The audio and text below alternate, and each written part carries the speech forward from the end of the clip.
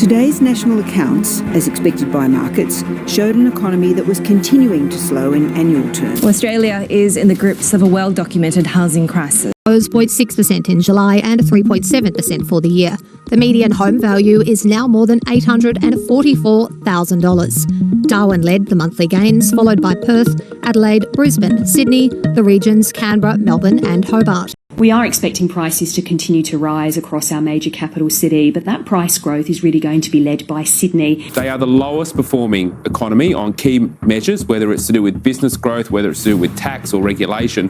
So this just reinforces that the economy is collapsing. They're telling you the economy is growing. They're telling you everything is fine. But you and I both know the truth. You feel it every time you go to the supermarket, every time you fill up your car, every time you look at your shrinking savings. The comfortable Australia you worked your entire life to build is vanishing before your very eyes. And the people in charge, they're either lying about it or they're the ones causing it. Let's begin with the Great Australian Dream, which for many is morphing into the Great Australian Nightmare, homeownership. The aspiration of owning a piece of this vast land has never been more challenging for the average Australian. To truly grasp the magnitude of this issue, let's talk figures. To purchase a home in Australia today, you need more than just a bit of savings. You need a substantial fortune. The national median house price has surged to astonishing levels. As of July 2025, the median house price in Australia is a staggering $915,000. In our capital cities, that figure climbs even higher to a median of $1,082,000. To even get a look-in from the banks, you'll typically need a 20% deposit. On a median-priced house in a capital city, that's a deposit of over $216,000. For young people, families, and new Australians, accumulating that kind of money is an almost insurmountable hurdle. This is systematically locking a significant portion of our society out of the property market and funneling them into an equally, if not more, precarious rental market. If you think renting is a viable alternative, the reality is grim. The Australian rental market is in a state of crisis. Record low vacancy rates mean the competition for available properties is fierce. And when demand so drastically outstrips supply, prices inevitably skyrocket. The national median rent has hit a record high of $627 per week. In our capital cities, the median rent for a house is $650 per week, while a unit will set you back a median of $630. Over the past year, we've seen annual rent growth re-accelerate to 8.5%. This translates to weekly rent increases that are placing immense pressure on household budgets.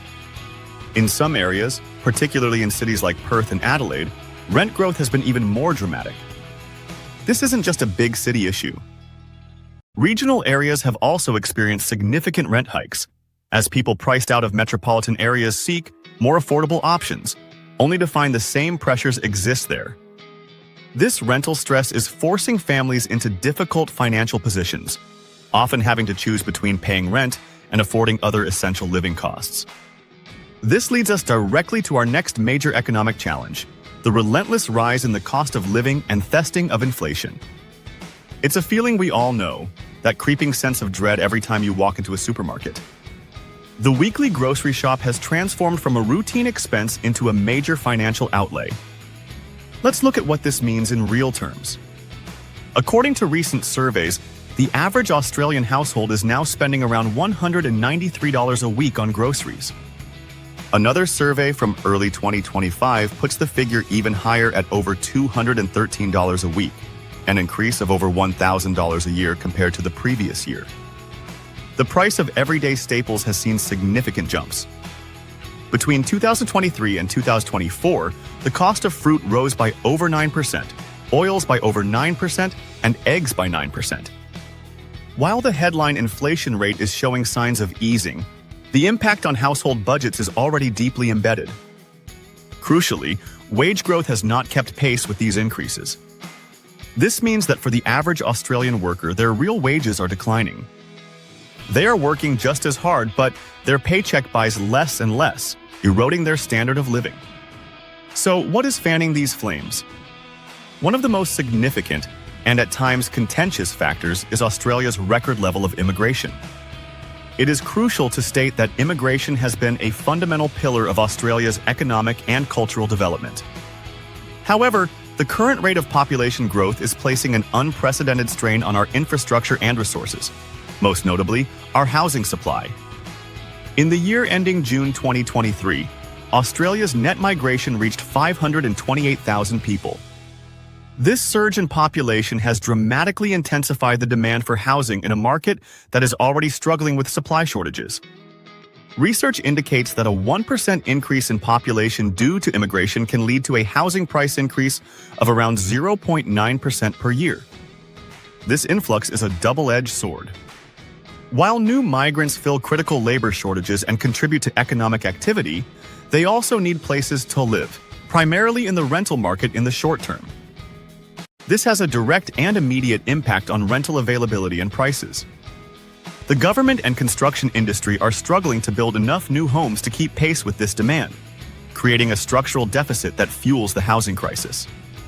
How do all these factors converge to create a potential economic downturn in 2026? Imagine the Australian economy as a vehicle that has been running smoothly for a long time.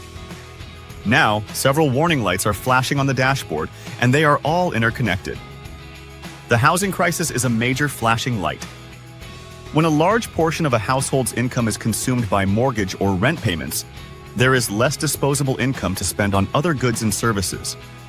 This reduction in consumer spending acts as a handbrake on the economy. Then we have the persistent cost of living pressures. When people are struggling to afford groceries and fuel, they cut back on discretionary spending. This impacts retail, hospitality, and tourism sectors, which can lead to business closures and job losses. The Reserve Bank of Australia's primary tool to combat inflation has been to raise interest rates. However, this medicine has side effects. Higher interest rates increase mortgage repayments for homeowners, further squeezing household budgets. They also make it more expensive for businesses to borrow and invest, which can stifle economic growth. Forecasts for 2026 suggest a mixed but challenging picture. While some projections indicate a potential recovery in GDP growth to around 2.2%, this is set against a backdrop of an expected rise in the unemployment rate to 4.5% and a continued slowdown in wage growth. Furthermore, Australia has experienced a prolonged per-capita recession, with real GDP per person falling for several consecutive quarters, the longest such decline in recent history.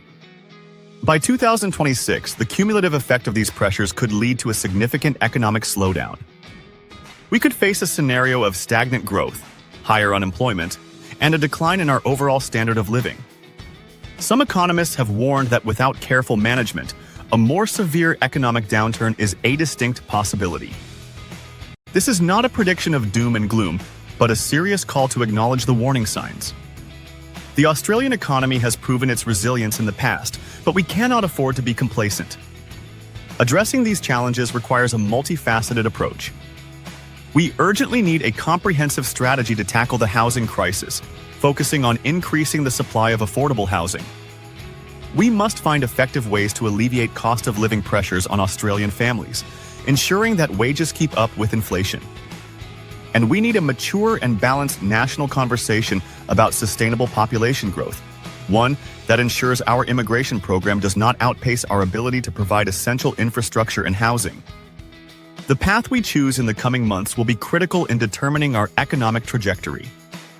Will we take decisive action to address these structural issues, or will we risk a significant economic downturn in 2026?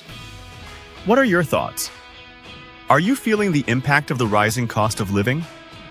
Are you concerned about the future of the Australian economy? Share your experiences and opinions in the comments section below. Thank you for watching. If you found this analysis valuable, please give it a thumbs up and subscribe to the channel for more in-depth discussions on the issues that shape our world.